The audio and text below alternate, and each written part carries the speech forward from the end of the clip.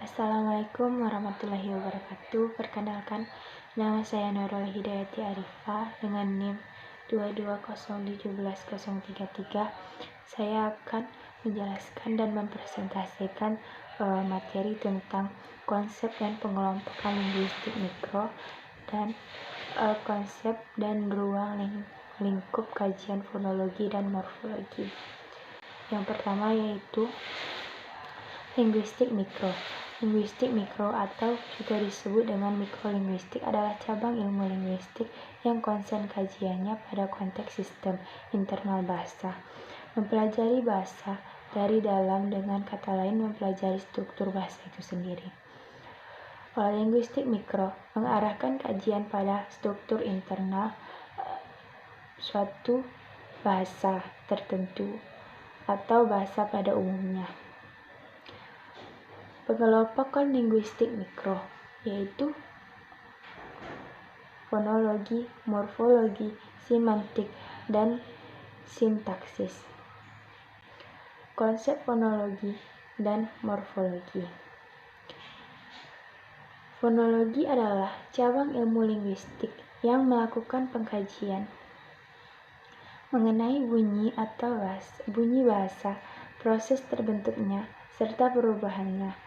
Fonologi mempelajari mengenai aspek fonetik dan fonemik. Fonetik merupakan subdisiplin ilmu linguistik yang menelaah kajian bunyi bahasa. Sedangkan fonemik menelaah mengenai bunyi bahasa yang mempunyai makna. Yang kedua yaitu morfologi. Morfologi mempelajari mengenai pembentukan kata tentang bagaimana kata dasar dan kata turun-temurun yang dimiliki aspek klasikal dan gramatikal. Morfologi merupakan ilmu yang terbentuk tentang bentuk, struktur kata, bagian, fungsi, dan prosede pembentukan kata lain. Grida Laksana berpendapat bahwa morfologi satu subdisiplin linguistik yang menelaah mengenai morfem dan kombinasinya. 2. Mengenai bagian dari struktur bahasa yang mencakup tentang kata dan bagian kata dalam morfem. Fonetik yaitu bunyi bahasa. Bunyi bahasa adalah bunyi yang dihasilkan oleh alat ucap manusia. Bunyi bahasa dapat pula diartikan sebagai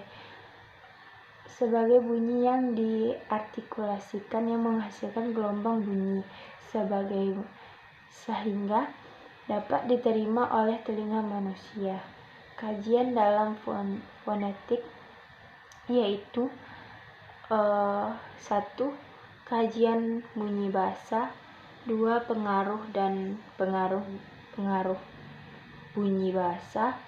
3. Transkripsi bahasa, bunyi bahasa, dan bunyi bahasa suprasegmental.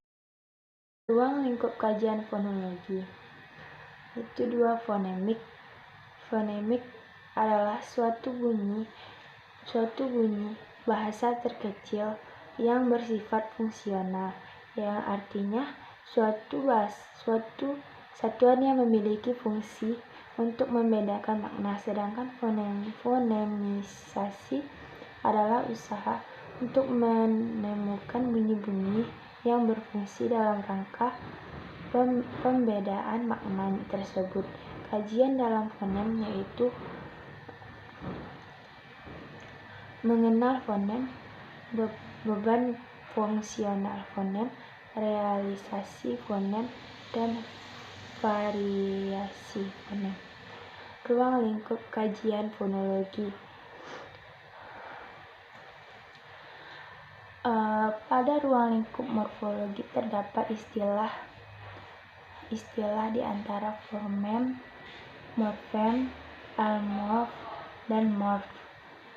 Jika mengetahui pengertian daripada istilah-istilah, maka akan mudah mempelajari morfologi ataupun cabang ilmu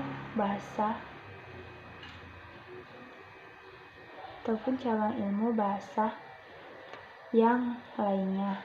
Nah, pengertian ketiga tersebut.